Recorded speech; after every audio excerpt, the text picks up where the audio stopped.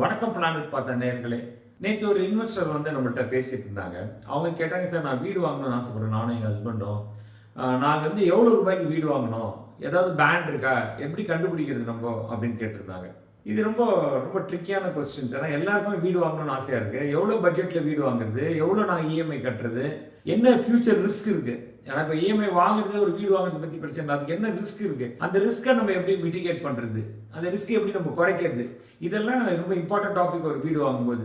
So இந்த மாதிரி ஒரு இன்ட்ரெஸ்டிங்கான டேட்டா பேஸ்ட் அப்ரோச், ஒரு சொல்யூஷன் பேஸ்ட் அப்ரோச் வேணும்னா எந்த சேனல் பார்க்கணும்? பிளான் வித் பார்த்தா சேனல்ல பார்க்கணும். This is Suresh Parthasarathy, certified financial planar, partner myassetconsolidation.com.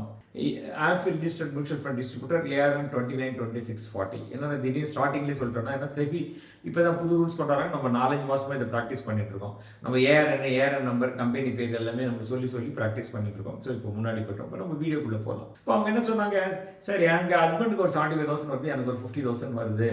இப்போ நாங்கள் வந்து ஒரு 35,000 ரூபாய் வாடகையில் இருக்கோம். நாங்கள் வீடு வாங்கலாமான்னு ஆசைப்படுறோம். அப்படின்னா நாங்கள் எங்களோட ஏர்னிங்ஸில் எவ்வளோ பகுதி வந்து நம்ம இஎம்ஐயாக இருந்தால் எனக்கு கொஞ்சம் ஈஸியாக இருக்கும். 25% 30% வச்சு இஎம்ஐ கட்டினா ஈஸியாக வருமா அப்படின்னு கேட்டிருந்தாங்க.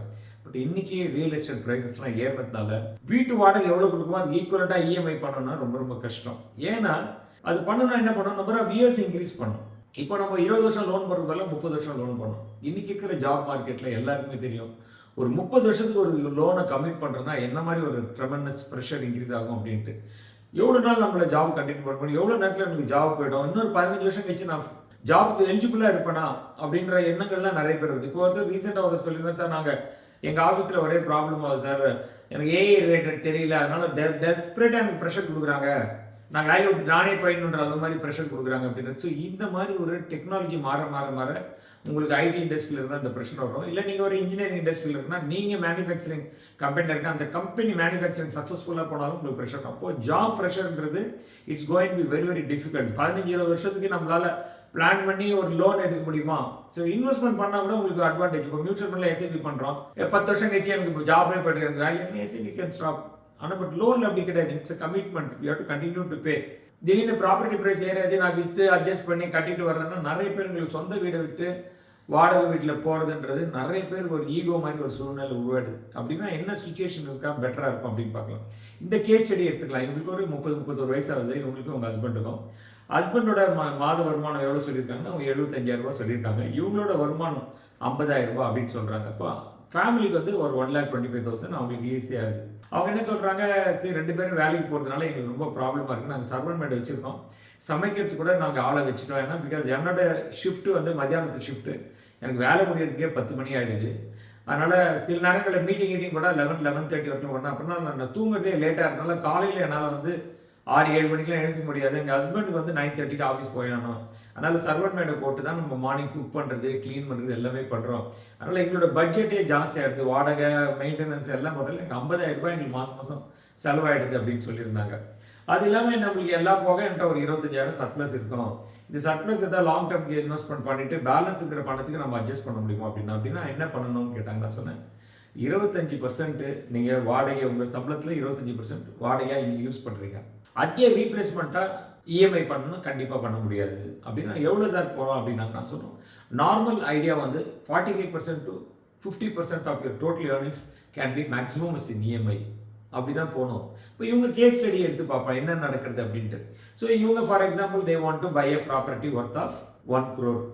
இவங்க என்ன சொல்கிறாங்க, லாஸ்ட்டு கொஞ்ச நாளாகவே நாங்கள் இந்த 25,000 மாதம் சர்ப்ளஸை கொஞ்சம் எக்ஸ்ட்ரா இன்க்ரீஸ் பண்ணி போனஸ் கினஸ் வரும்போது நாங்கள் என்ன பண்ணோம், 60,000 இப்போ நாங்கள் சேர்த்துனே வரோம்.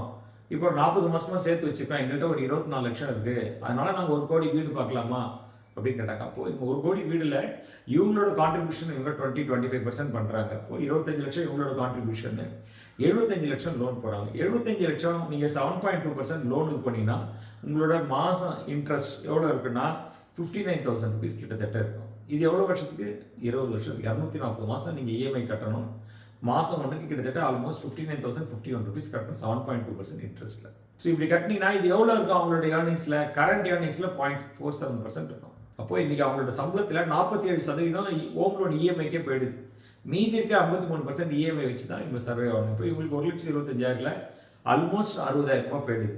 அப்போ அவங்கள்ட்ட இருக்கிறது 40,000, அங்கே ஒரு 25,000, 65,000, மாதம் 50,000 ரூபாய் வீட்டு செலவுக்கே போய்ட்டு இப்போ வாடகை குறைஞ்சிடும். பிகாஸ் ஓன் ஹவுஸ் போட்டால் அந்த வாடகை குறைஞ்சிரும். ஸோ அந்த சர்ப்ளஸ் அவங்கள்ட்ட இருக்கும். கொஞ்சம் ஏற்கனவே இருக்கிற சர்ப்ளஸ் இஎம்ஐ இன்க்ரீஸ் ஆனதுனால குறைஞ்சதுனால அங்கே ஒரு 25,000 ப்ளஸ் இங்கே ஒரு 20,000, 45,000 கிட்டத்தட்ட அவங்களுக்கு மாதம் சர்ப்ளஸ் இருக்கும் இப்போதைக்கு.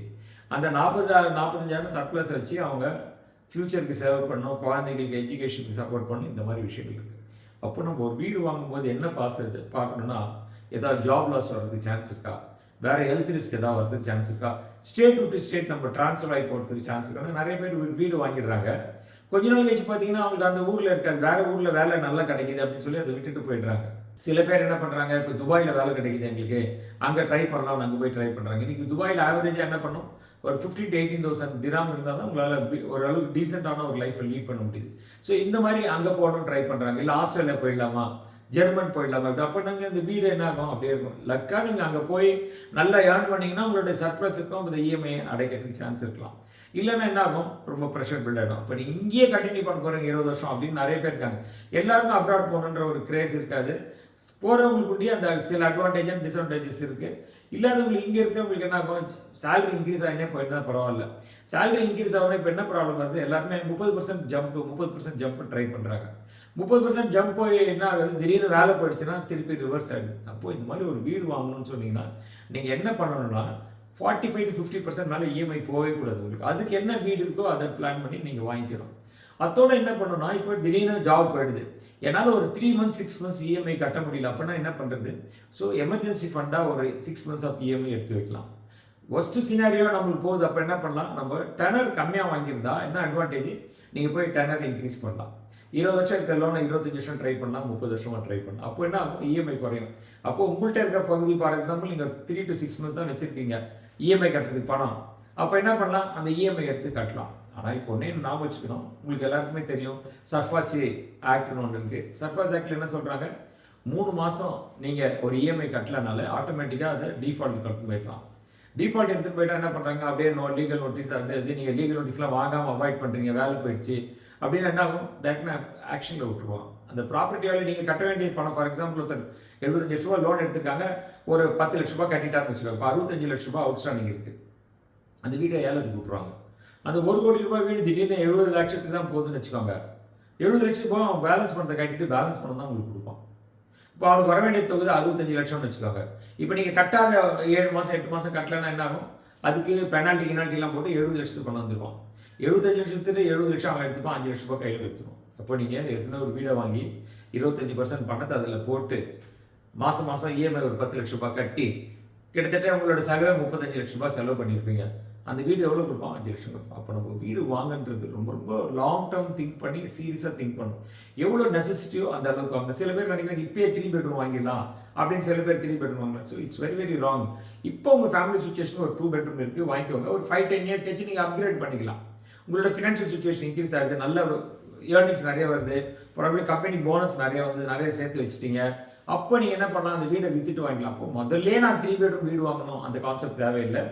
ரெண்டாவது நீங்கள் வீடு வாங்கினீங்கன்னா இந்த ஒரு இஎம்ஐ கட்டுறதுக்கு ஒரு 3 to 6 months டெஃபினட்டாக அந்த பணத்தை தனியாக வச்சு அந்த இஎம்ஐ மீட் பண்ண முடியும். எதுக்கு, இப்போ திடீர்னு அந்த ப்ராப்பர்ட்டி நம்ம கட்ட முடியல, இஎம்ஐ கட்ட முடியலன்னா என்பிஐ அது ஆக்ஷனில் போகிறதுக்கு முன்னாடி நம்ம சால்வ் பண்ணணும். ஏன்னா சர்ஃபாஸ் ஆக்ட்ன்றது போயிடும். அதனால் நம்ம அதை ப்ரொடெக்ட் பண்ணணும்னா இந்த மாதிரி ஒரு கான்செப்ட் செஞ்சு வச்சுக்கணும்.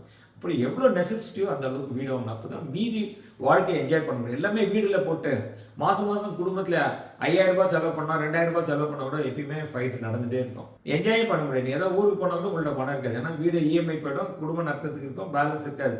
கிரெடிட் கார்டில் தேய்க்கணும், கடன் வாங்கணும், இப்போ கடன் மேலே கடன் லைஃப் என்ஜாய் பண்ண முடியாது. அப்போது நீங்கள் ஒரு பீஸ்ஃபுல்லான ஒரு லைஃப் வாங்கணும்னா என்ன பண்ணணும்னா 45 to 50% மேலே போகவே கூடாது. 50% ஆயிரம், அதுக்கு மேலே நீங்கள் உங்கள் இஎம்ஐ போகாத அளவுக்கு நீங்கள் பார்த்து அதுக்குள்ளே பிளான் பண்ணி நீங்கள் ஒரு வீடை வாங்கினா நீங்கள் ரொம்ப ஒரு வீடு வாங்குறது எதுக்கு வாங்கணும், மகிழ்ச்சியாக அங்கே இருக்கணும். வீடு இருக்கும் ஆனால் மகிழ்ச்சி இல்லைன்னா வேஸ்ட் இல்லை.